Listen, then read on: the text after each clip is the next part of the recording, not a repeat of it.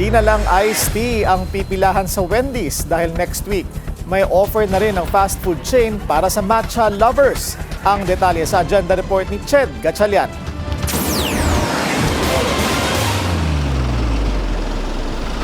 Magtatatlong buwan pa lang ang branch ng Wendy's sa Tikay, Malolos, Bulacan. Pero isa na raw ito sa leading branches ng fast food chain sa Luzon. Sa opisyal na pagbubukas ng restaurant kanina, pinaliwanag ni Wendy's CEO Joey Garcia na bukod sa hindi inaasahang dami ng customers, nakakatulong din daw ang Malolos branch sa brand visibility ng Wendy's. Malolos particularly kasi again, this is the capital town of Bulacan. And this is strategic for us. This area is the food strip of Malolos. It's a growing area, it's developing, and it's also connected to the other nearby cities of Bulacan. Pero hindi naging madali ang pagtatayo ng naturang branch. Kwento ni Garcia, dahil maraming infrastructure projects sa Bulacan, kinailangan nilang pataasin ang pagtatayuan ng restaurant para masigurong flood resilient ito. Sabi ni Malolos Vice Mayor Bebong Gatchalian, sulit naman ang paghihintay.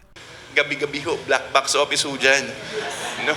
Nung first weeks nyo, people were willing to wait 2 hours.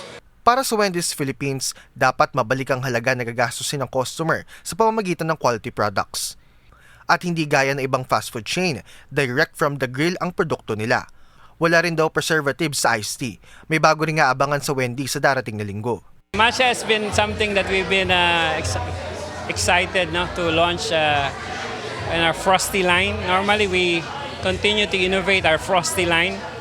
And we have seen the younger generations into a matcha trend.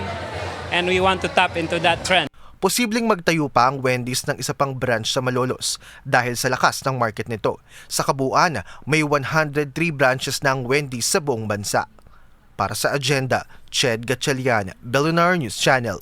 Manatiling nakatutok sa Billionaire News Channel. Sumubaybay sa aming social media accounts at mag-subscribe sa aming YouTube channel para sa mga eksklusibong balita at storya.